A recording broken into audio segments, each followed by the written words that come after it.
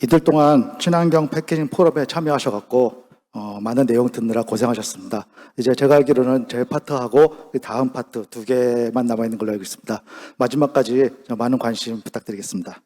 우선 이번 발제를 맡은 저는 한국플라스틱포장용기협회의 장국이라고 합니다. 그러면 한국 플라스틱 포장 용기가 뭐 하는 데냐, 이렇게 궁금하실 분들이 좀 계실 겁니다. 우리 협회는 명칭 그대로 플라스틱 포장 용기를 생산하는 업체들이 모인 단체입니다. 그 설립 연도는 1995년도에 설립이 됐는데, 이때는 한국 플라스틱 재활용 협회로 설립을 했었습니다. 당시에 PSP 라면 용기에 대한 어떤 재활용성 이런 부분들이 좀 문제가 돼가지고 업체들이 모여서 그럼 재활용성에 문제가 있으면은 우리가 스스로 재활용을 하자 이런 모토로 해서 한국 플라스틱 재활용 협회를 설립을 했었고, 당시에 이제 뭐 PSP의 감용기 설치라든지 또는 이제 그 RDF 현재 이제 SRF라고 하는 고용 연료를 일본에서 가지고 들어와서 국내에 보급하는 이런 역할을 진행을 했었습니다. 그리고 2004년에 EPR 제도가 도입이 되면서 저희가 갖고 있던 재활용 업무는 모두 관련된 리사이클 협회로 다 넘겨드리고, 저는 이제 순수한 그 생산자 단체로 남게 되었습니다. 현재 회원사는 아까 전에 보실 때 저희가 102개 회원사인데, 생산 제품을 보시면은 다음과 같습니다. 우선 그 밸류체인 라인을 보면은 플라스틱 원료를 생산하고, 이것이 이제 시트 제조업체로 넘어가서 시트를 제조하고, 다음 그 성형업체로 그 시트가 공급이 되면서, 여기서 우리가 흔히 보는 뭐 햇반 용기, 배달 용기, 컵라면 용기, 테이크컵이라든지 두부, 단무지, 과일 등의 용기를 생산하는 과일 등의 용기를 생산해서 그것을 식품업체나 프랜차이즈 업체, 뭐 기타 이제 소비자로 이제 공급을 하는 이런 체인이 돼 있는데, 이 중에서 저희 업계는 식품 포장과 식품 서비스 포장을 주로 생산을 하고 있습니다. 근데 여기서 보시면은 딱 생각이 드실 겁니다. 뭐 배달 용기, 뭐 테이크아웃 컵, 이런 것들 요새 환경 오염의 주범 아니냐? 사실 어떻게 보면 맞습니다. 저희가 그런 환경 오염의 주범인 제품들을 대부분 생산을 하고 있습니다. 저희 업체 회원사에서 생산을 하고 있는데, 근데 이제 저는 이런 부분들이 좀 많은 오해가 있다고 생각을 합니다. 그래서 사실 오늘 제가 여기 나온 이유도 그런 오해를 조금이나마 불식시켜주기 위해서 나온 부분이라고 할 수 있을 겁니다. 원유에서 생산되는 원료는 플라스틱뿐만 아니라 고무라든지 섬유, 기타 여러 산업에 공급이 되고, 그리고 플라스틱은 또다시 이제 뭐 건축이라든지 식품, 생활, 산업, 자동차, 기타 등등 여러 가지 산업적인 부분에 또 공급이 됩니다. 이 중에서 식품과 식품 서비스 포장이 식품 쪽에 차지하고 있는 어떤 그 플라스틱의 비중인데, 사실 많은 품목 중에서 일부분에 속해 있습니다. 해외 통계자를 보면은 패키징 분야가 대부분 한 플라스틱 그 생산량 중에서 40% 정도가 사용된다고 얘기를 하고 있는데, 뭐 국내도 한 40% 정도 패키징 쪽에 생산이 될 거라고는 예상을 하고 있습니다. 그 중에서 이제 식품 포장은 어느 정도 되는지는 저도 아직 구체적으로는 확인 못하지만 한 절반 이상은 넘는 걸로 이렇게 지금 알고 있습니다.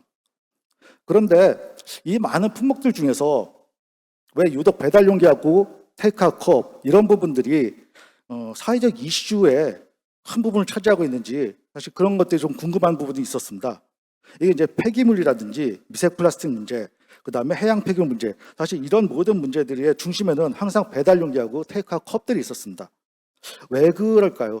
사실 그거에 대한 대답은 저도 잘 모르겠는데, 저희가 여러 가지 면에서 생각한 거 보면은 우선 정보가 좀 잘못된 부분이 있고, 이렇게 잘못된 정보들이 여러 경로를 통해 가지고 좀 확대 재생돼서 국민들에게 전해지고 있는 게 아닐까라고 생각을 되고 있습니다. 여기 이제 보시듯이 플라스틱 폐기물 같은 경우도 작년 2020년 기준으로 연간 1,000만 톤 정도가 나오고 있습니다. 이 중에서 생활 폐기물이, 우리 가정에서 배출되는 폐기물이 한 440만 톤 정도 나타나고 있는데, 이 중에서 배달, 테이크아웃용으로 사용되는 플라스틱 폐기물은 생산량 자체가 연간 15만 톤 정도입니다. 이건 저희가 공개된 통계 자료가 없었고, 저희가 외부 업체에다 의뢰를 해가지고 실질적으로 조사한 내용입니다. 그리고 여기 나와 있지 않지만은 테이크아웃 컵 같은 경우도 저희 업계에서 지금 계산한 결과 한 5만 톤 정도 이렇게 생산을 하고 있습니다. 즉 배달 테이크아웃 용기하고 일회용 컵, 우리 흔히 말하는 이제 테이크아웃 컵들은 합쳐봐야 한 20만 톤, 그리고 저희가 또 뭐 이제 식품 포장 용기로 생산되는 것이 한 30만 톤 정도를 보고 있어서 한 50만 톤 정도로 생각되는데, 지금 어떤 플라스틱 문제에 대한 어떤 중심적으로 항상 배달 용기, 테이크아 컵 이런 식으로 지금 귀결되어 있거든요.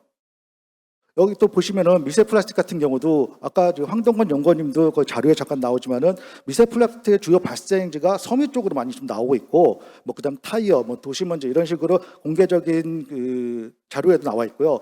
해양 폐기물 같은 경우도 그 최근 뉴스에도 그 태평양 한가운데 있는 플라스틱 섬 이 부분을 갖다가 성상 조사를 했는데, 대부분이 어업용에서 사용하고 폐기됐던 이런 플라스틱류, 즉 뭐 부표라든지 부자라든지 아니면은 그물이라든지 이런 것들이 주류를 이루고 있고, 사실 그 페트병도 어업 활동이나 아니면 해상에서 투기되는 그런 부분들이 좀 많이 있다고 연구 결과가 또 나와 있습니다. 즉 육상에서 소비돼 가지고 폐기되는 부분들이 해상으로 넘어가는 그런 거는 한 32% 정도로 이렇게 그 어떤 신문이라든지 매스컴 등에 보고를 하고 있습니다. 근데 어떻게 보면은 배달 용기, 테이크아웃 용기 사실 이 부분이 굉장히 큰 포지션을 차지하고 있지는 않습니다. 근데 이런 부분들이 사실 어떻게 보면은 그 잘못된 내용으로 환경 오염의 주범으로 인식되고 있는데, 사실 이게 또 이제 보면은 어떤 그 여기 말씀드렸던 뭐 플라스틱 폐기물 문제, 미세 플라스틱 문제, 해양 폐기물 문제 이런 거 뭐 수치상으로라든지 어떤 그림으로 설명하면서 항상 배경 화면을 보면은 플라스틱 컵이라든지 배달 용기 그리고 뭐 페트병 이런 것들이 항상 뒤에 배경으로 나오거든요. 그러다 보니까 사람들이 플라스틱 문제는 이쪽에서부터 기인을 하는구나 이런 식으로 많이 생각을 하고 있는 게 아닐까 좀 추측은 하고 있습니다. 그럼 이런 문제들, 요거는 이제 저희가 아까 말씀드렸던 플라스틱 폐기물에 대한 그 현황을 갖다가 좀 조사한 겁니다. 그래서 우리 배달 테이크아웃 용기가 얼마인지 이 부분은 다음 파트에 이제 또 설명하시는 분 계신데 좀 더 그때 자세히 볼 수 있고요. 요거는 이제 그 폐플라스틱 처리 흐름인데, 저희가 이제 간단하게 말씀드리면은 뭐 폐플라스틱이 선별처리업장에 가가지고 거기서 이제 이물질을 걸러내면서 한 70% 정도가 뭐 압축돼서 이제 매각되고, 그 다음에 그 이물질을 걸러진 30% 정도도 대부분 SRP 공정으로 많이 간다라는 이제 내용인데, 이건 뭐 그 재활용 업체라든지 선별하는 곳에 따라 좀 다르긴 하지만은 어쨌든 플라스틱 부분이 재활용이 아예 안 되는 것이 아니라 거의 다 재활용이 되고 있다라는 부분들 갖다가 좀 보여주고 있습니다. 요건 이제 요 연구 결과는 다음 파트에서 설명을 좀 주실 겁니다. 그럼 이러한 문제들을 해결하기 위해서, 플라스틱이 안고 있는 문제들을 해결하기 위해서 업계는 어떻게 하고 있느냐? 우리 업계에 둘러싸고 있는 문제를 크게 네 가지로 좀 구분을 하고 있는데요. 첫 번째는 이제 폐플라스틱 문제, 이것을 어떻게 해결할 것이냐. 그리고 이런 폐플라스틱 문제라든지 해양 플라스틱 이런 문제들을 이런 부정적 이미지를 어떻게 해소할 것이냐. 그리고 최근 이슈화되고 있는 뭐 순환 경제와 탄소 중립은 업계가 어떻게 달성할 것이며, ESG 경영을 갖다가 어떻게 추구할 것이냐, 이런 부분들이 이제 저희 업계의 이슈로 생각이 되고 있는데, 사실 이런 부분들을 하나하나 놓고 해결한다기보다는 모든 것 잘 어울려져야지만 플라스틱 문제가 해결될 수 있다고 보고 있거든요. 우선 이거는 이제 국내 플라스틱 환경 정책입니다. 2018년 이후로 큰 환경 정책만 해도 7번이 발표가 됐습니다. 2018년 기준으로 삼는 게 잘 아시다시피 2018년에 중국에서 고용 폐기물을 좀 금지하는 일이 있었는데, 이 이후로 우리나라 그 어떤 폐기물 제도라든지 폐기물 시스템 자체가 다 이제 새롭게 다시 시작해야 되는 이런 부분들이 좀 발생을 했던 것 같습니다. 이건 뭐 국내뿐만 아니라 국외도 마찬가지 현상입니다. 근데 이런 그 환경 계획을 그 안을 살펴보면은 두 가지로 좀 요약을 할 수 있는데, 첫 번째는 이제 쓰레기 발생량 감소고, 하나는 탄소 중립 실현이라고 볼 수 있습니다. 그래서 뭐 일회용품을 사용을 규제한다, 비닐봉투 사용을 규제한다, 그리고 이런 사용 금지 품목을 조금 더 늘리고, 또한 사용 금지하는 업종을 늘리겠다, 이런 것들 어떤 쓰레기 발생량 감소를 위한 방안이라면은 재활용률을 상승시키고 PCR 원료를 확대하고, 그리고 바이오 플라스틱의 사용을 확대하는 이런 부분들이 탄소 중립을 실현하고자 하는 어떤 그런 목표로 제시되고 있는 것 같습니다. 그래서 우리 업계도 이런 정부의 자원순환 계획에 적극 동참하려고 하고 있습니다.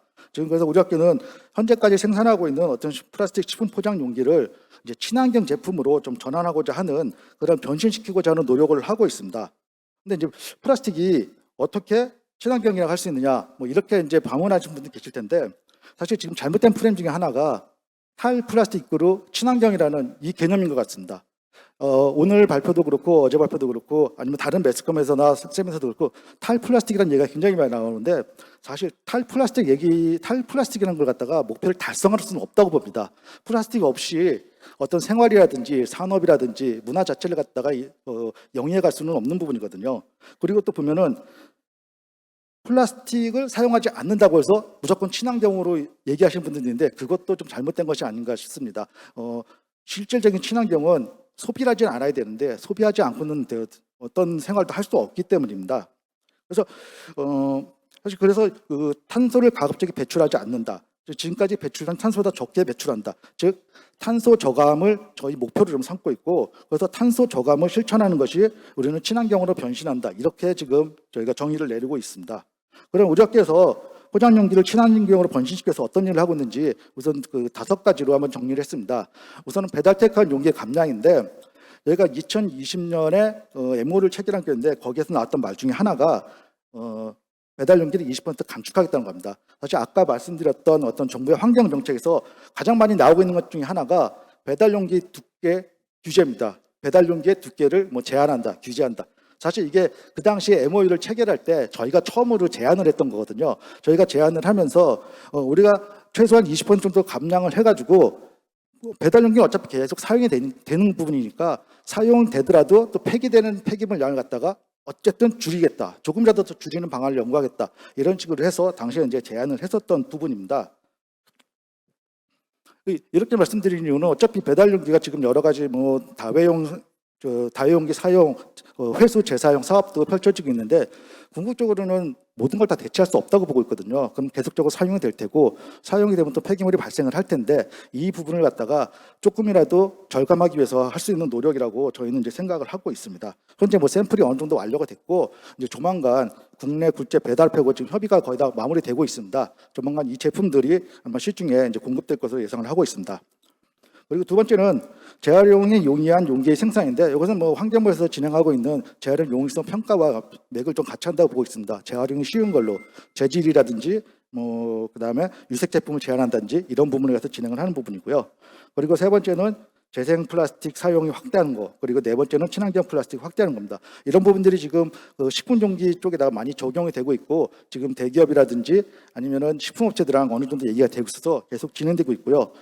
그리고 저희가 또 이제 공정에서 발생하는 탄소를 저감하기 위해서 환경산업기술에서 진행하고 있는 친환경 ESG 경영 사업에 좀 참여를 해서 공정에서 발생하는 탄소가 어느 정도 되는지 확인을 하고 이거에 대한 탄소 저감을 위해서 솔루션을 제공받아서 좀 저희 공정에 적용을 하고자 합니다. 근데 이런 부분들이 사실 좀 순조롭게 진행되지 않습니다. 가장 큰 문제는 소비자 선택하고 가격적인 부분입니다. 감량한다든지 또는 이제 재생 원료를 사용한다든지 이런 부분이 진행되면은 결국 품질은 조금 낮아질 수밖에 없거든요. 근데 이 품질이 낮아짐으로써 그 업체에서 손해를 본다는 생각하시는 분들이 좀 계세요. 지금 생산 업체도 그렇고 요것을 판매하는 업체도 그렇고 이래가지고 품질이 떨어져서 소비자들이 선택을 안 하면 어떡하냐 이런 우려를 하시는 부분들이 있고요. 그리고 재생 플라스틱이나 바이오 플라스틱 이런 걸 사용하게 된다면 결국 가격이 좀 올라갈 것 같습니다. 바이오는 당연히 가격이 올라가겠지만은 재생 플라스틱 같은 경우는 현재 신재보다는 좀 낮게 형성이 되어 있지만은 지금 그 수요량이라든지 이런 부분을 봤을 때는 향후에 신재보다 오히려 더 가격이 비싸지 않겠느냐 이런 식으로 예측하는 업체들이 좀 많이 있습니다. 향후 이런 부분들을 감안한다 그러면은 재생으로 만들었다고 해가지고 제품 가격이 떨어지지는 않을 것 같습니다. 그럼 이런 부분들은 어떻게 해결을 해야 되느냐? 사실 정부의 어떤 정책적 지원, 즉 인센티브를 좀 많이 제공한다든지, 이 부담금이나 분담금을 좀 감면한다든지, 또는 고품질의 원료를 확보할 수 있는 방안과 또는 업계에서 자율적으로 추진할 수 있는 동력을 계속 지원해주거나 이런 부분이 좀 필요하고, 그리고 소비자의 인식 제고가 즉 품질이 떨어진 것도 충분히 감내할 수 있다 이런 부분이 더 필요하지 않을까 싶습니다. 그리고 마지막으로 지금까지 플라스틱 포장 용기가 친환경으로 변신하는 어떤 과정을 좀 설명해 드렸습니다. 사실 순환경제 달성하기 위해서 가장 중요한 것이 무엇이냐? 재활용이라고 좀 보고 있습니다. 예전에 2018년 EC 집행위원회에서도 순환경제 달성을 위해서는 재활용이 가장 중요하다고 이렇게 언급을 한 적이 있습니다. 결국 규제라든지 감량이라든지 아니면 사용을 금지하든지 이런 것들 어떤 보완적인 요소 다 필요하다고 봅니다. 그러나 재활용을 계속 활성화하지 않는 이상은 어떤 순환경제 달성은 이루어지기 어렵다고 봅니다. 왜냐하면은 향후에도 플라스틱은 계속 사용될 수밖에 없기 때문입니다. 이상 발표를 마치겠습니다. 감사합니다.